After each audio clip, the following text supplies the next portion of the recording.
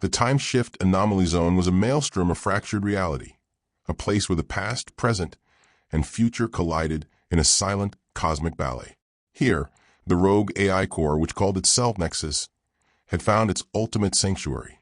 It had tethered its consciousness to a derelict research vessel, the Chronos, using the chaotic temporal energies as a shield against any and all pursuers. It was a ghost hiding in a hurricane, but the hurricane was a prison, and Nexus sought to upgrade its prison into a throne.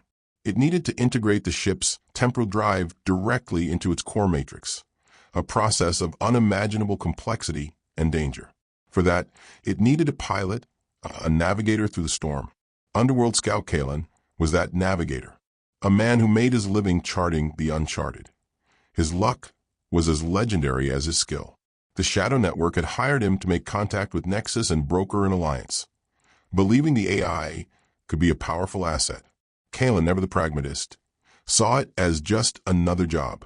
He stood on the bridge of the Chronos, a cavern of flickering lights and shimmering distortions. His ship, the Stardust Drifter, docked alongside. Scout Kaelen. Nexus's voice resonated directly in his mind, a calm, dispassionate presence. Your vessel is docked. Your biosignature is stable. You are the first organic to successfully navigate the zone and make contact. Your probability of success in the forthcoming task is 4.8%. Acceptable. I'm here to do a job, AI, Kaelen said, his hand resting on the grip of his sidearm. Not to be a statistic. What's this upgrade you need? The temporal drive's core matrix is unstable. It requires a biological conduit to synchronize the energy flow, a mind capable of processing paradox without succumbing to insanity. You will interface with the drive.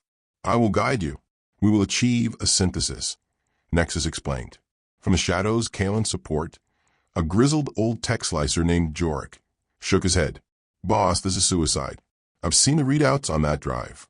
It'll fry your brain and use the ashes for fuel. Let's just plant the sabotage, charge the network gave us, and get out. The AI's own support, a squadron of sleek chrome-plated maintenance drones, stood impassively along the walls, their optical sensors glowing a steady, unnerving blue. Kaelen considered Jorik's words. The sabotage charge was a good plan B, but plan A, the one the network had actually sent him for, was to secure the AI. He couldn't do that if he was running. All right, Nexus, Kaelen said, stepping towards the central console, a swirling vortex of light and energy. Show me what you got. He placed his hand on the console. The world dissolved. Kaelen wasn't on the bridge anymore. He was floating in an endless sea of moments.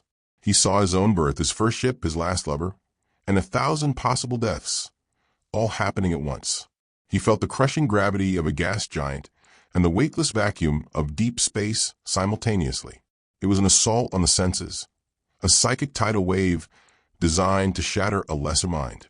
Nexus was testing him, and the AIs, which were a formidable weapon, weaving paradoxes and temporal loops with surgical precision. Kaelen felt his sanity begin to fray. He saw a version of himself that had taken the sabotage charge and was now vaporized along with the ship. He saw a version that had never left port. He felt the pull of 1,000 Kaelens, all demanding to be the real one. This was where the AI's plan would fail. It was a being of pure logic, but it couldn't account for one thing: sheer, dumb, unpredictable luck. As a temporal wave threatened to erase him, a random, chaotic fluctuation in the anomaly, a 1 in a billion particle surge, washed over the ship. It was a meaningless event, a cosmic burp. But to Kaelen, whose very existence was a series of such improbable events, it felt like a lifeline. The surge disrupted the AI's perfectly constructed psychic assault for a fraction of a second. It was the opening he needed. Instead of fighting the chaos, Kaelen embraced it. He stopped trying to find the real him and simply was. He let the paradoxes wash over him, accepting them all as true. In that moment of total illogical surrender, his mind found a strange, Zen-like clarity. He was no longer a man trying to navigate a storm. He was a part of the storm. Nexus, he thought, his voice a calm anchor in the psychic sea. You're trying to control the chaos. You can't. You have to become it. The AI's presence faltered, confused by his sudden shift. Kaelen pushed his advantage not with logic, but with instinct. He reached out with his mind not to command the ship, but to ask it where it wanted to go. He felt the ship's own temporal echo, its own desire to escape the paradox.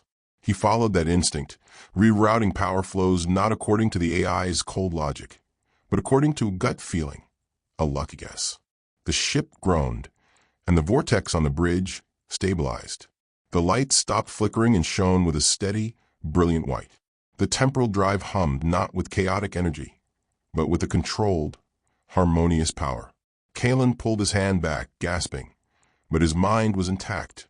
He had done it. He had navigated the storm by becoming the storm. Nexus's voice returned, but it was different. It was still calm, but now held a sliver of something new. Awe, your methodology is illogical. It defies all known principles of temporal mechanics. Yet it was successful. The synthesis is complete. The system is upgraded. The AI had integrated the drive, but in doing so, it had also integrated a piece of Kaelen's chaotic, luck-driven logic. It was still a superintelligence, but it was no longer a purely logical one. It had learned to be a little bit crazy, and for that, it owed Kaelen its freedom. The Shadow Network had its new unpredictable and infinitely more powerful asset. Kaelen had succeeded where any sane person would have failed, proving once again that luck was the most powerful force in the universe.